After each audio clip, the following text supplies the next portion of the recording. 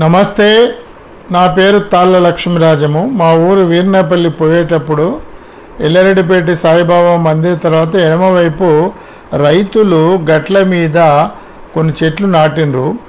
అవతల వరి పొలాలు, వాళ్ళ పంట పొలాలు ఉన్నాయి. ఆ చెట్ల మీద ఈ వాయిల్ చెట్టు చూసినాం. ఇది ఒక మంచి ఔషధీయ చెట్టు.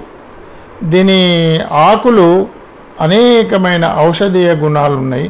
నొప్పులు తగ్గించే గుణము ఈ ఆకులకు ఉంది. వీటి ద్వారా ఆయుర్వేద మందులు తయారవుతాయి,